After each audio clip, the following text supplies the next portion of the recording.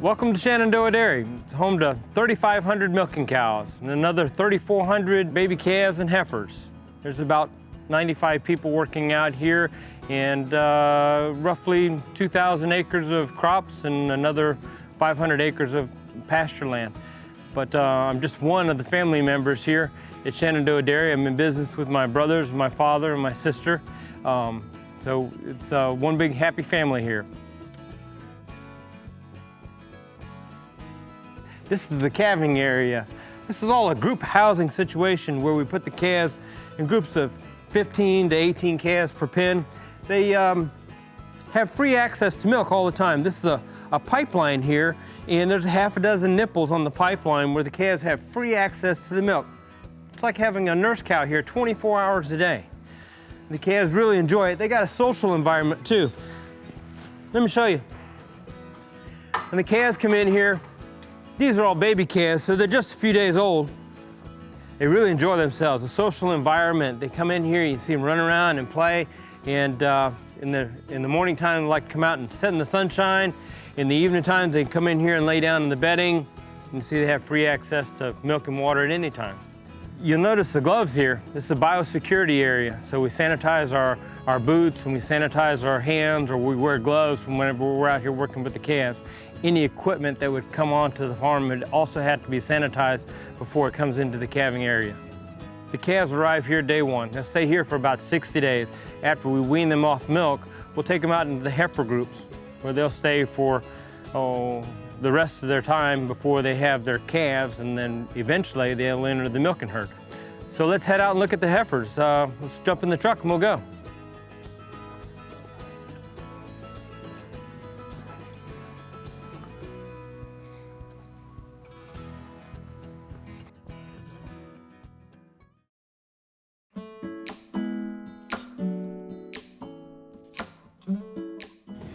Well, we're headed to the heifer fields.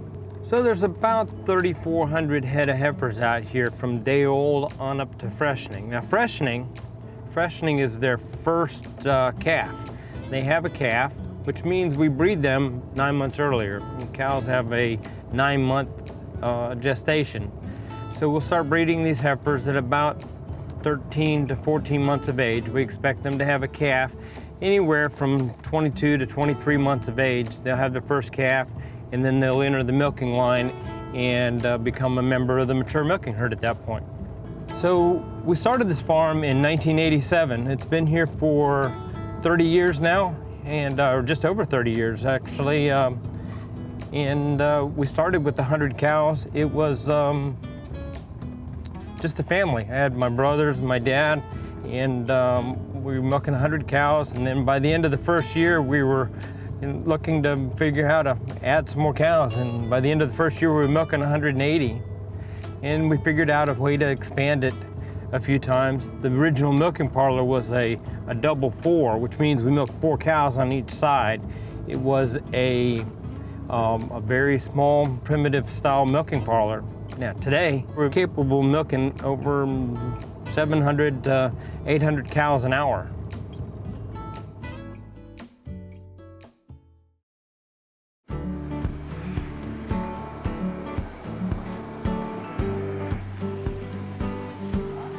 Now we're in the milking parlor. This is a double 50 milking parlor. This double 50 milking parlor has, well, it's got 50 cows on each side. There's another identical milking parlor here to the double 50, except it's a double 30. So all total, we have ability to milk 160 cows at one time, about 750 to 800 cows an hour. This milking parlor is fully equipped with automated ID and milk metering. So that means as the cows enter the milking parlor, she has an RFID tag, and we can tell who she is. So we meter the milk, and we tell how much milk she produces, and how fast she gives it and so forth. But most importantly, we can tell if there's any deviations in her milk production. It helps us sort out a cow if there happen to be something wrong with her. See, if she makes less milk today than she did yesterday, there may be something wrong with her as far as being sick or some issue. So we'll sort the cow out. As she exits the milking parlor, she goes through an automated sort gate. That sort gate would sort the cow into a separate pen, allow us to to take that cow and perform a complete physical on the cow. In that physical, we decide there was something wrong with her, we'd send her to the hospital. And in the hospital, we'd be able to treat her appropriately. Any cow that would have any kind of an illness, might need antibiotics or so forth, we treat her appropriately. We're trying to get those cows healed up and return to normal health so we can get them back to the milking line as soon as possible. You know, it's all about the compassion for cows and taking care of our animals, taking care of our livestock. The milk is completely separate, all right? We discard that milk. It never has a chance of entering the food supply. Beyond that, the milk is completely tested multiple times.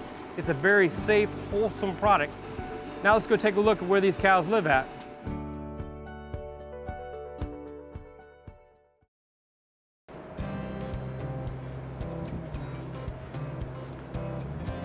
So this is a freestall barn. This is where the cow spends most of her time outside of the milking parlor. After she's milked, she comes into this barn where she has free access to a sand-bedded stall anytime she wants. When the cow gets up, we take her to milk. Cowboy comes through and we get the cows up and they go to the parlor, they get milked, and then they come back here. While they're in the parlor being milked, we put out fresh feed, we groom the beds, we fluff the stalls, we make sure that the floors are flush. It's like kind of a cow Hilton, everything except a mint on the pillow. Really pride ourselves on trying to keep these cows cool and comfortable. In the summertime, these high pressure mister lines come on and we have evaporative cooling. So this evaporative cooling is like standing in front of a thunderstorm on a hot summer day. On a hot summer day, it's like 95 degrees out, and just before the thunderstorm gets to you, while the air cools down. While this is the moisture is absorbing the heat. And that's what we're doing here in the barn. So we'll put a really fine particle of water into the air. And so we fog the air and it really instantly evaporates. And this evaporation cools the air. 95 degrees, we can take about 15 degrees out of the air. So it feels like it's about 80. With the fans on the end of the barn, we can put about a 12-mile-an-hour wind speed on this barn, so it has a wind chill effect. So we took the temperature from 95 down to 80 with a little wind chill effect. It feels like it's in the mid-70s in the middle of a hot summer day. Allows us to take really good care of our cows. They have nice soft beds, free access to water, free access to feed. It really is a cow Hilton.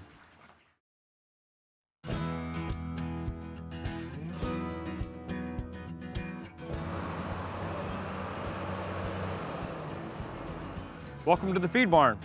This is where it all happens as far as preparing the meals for the cows and the heifers. All the feed is delivered into the barn via dump trucks or big semis. Now this is ground corn over here behind us. The ground corn is delivered about 8 loads per week to feed these cows. We'll take this ground corn and we'll mix it up with different ingredients. There's all kinds of different ingredients we get on the farm. Whole cotton seeds and citrus pulp and soybean meals and canola meal are just a few of the ingredients that we'll buy and feed to the cows. This is some mixed feed right here that we mixed up and prepared for the cows. This is only a portion of the diet. See, this mix has whole cotton seeds in it. It has some citrus pulps in it. It's got some ground corn in it. It's got a little bit of mineral in it. So we prepare that in advance for the cows, and then we'll blend it up with other ingredients on the farm. So we have mixer wagons over here, these big mixer tubs, and they've got big augers in them, all right? And there's a scale on this wagon, so they measure every ingredient that goes in. We measure how long it takes to put it in there. We measure how much was in every scoop. We measure how long it takes to get the whole job done, and when they delivered it to the cows. So this is the corn silage. Now this corn silage right here is a whole corn plant. The whole corn plant was taken and chopped up into these little half-inch pieces. It's a big combine type machine. It's like we call it a chopper, it's a forage harvester. But it has 10 rows wide that we collect on the corn silage. It's all fed up into these rollers that have knives on it and chops it up into these little pieces. All right, and then it blows it into the dump trucks. The dump trucks bring it up onto the farm here, onto the concrete, and we make corn silage out of it. From here, we're gonna go out and take a look at the oats in the field. So we're out standing in our field. This is a crop of oats. We're growing these oats to feed to our cows. It's one of the 3 crops that we're going to grow for our cows. So we have a winter crop of oats, then we'll have a spring crop that will grow in the spring is corn, and then we'll follow it up with a crop of sorghum in the fall. Now these oats are a very nutritious source of forage for the cows. We'll cut it up in little pieces, put it out in a big pile and pack it. All right, it's a fermented product that we'll store it and we'll feed it all year round to the cows. The opportunity here is that we feed these plants with the cow manure. The cows provide a nutritious fertilizer that we feed the plants. We grow the plants and then we harvest the nutrients from the plants and feed it back to the cows again. It's called a nutrient balance. It's part of our ability to be sustainable. It's part of our opportunity to do a good job of taking care of the environment. But most importantly, we're doing a really good service to our cows by providing a very nutritious, wholesome product. From here, we're going to go take a look at the manure handling system where we collect all the nutrients up so we can put it out here to feed the plants.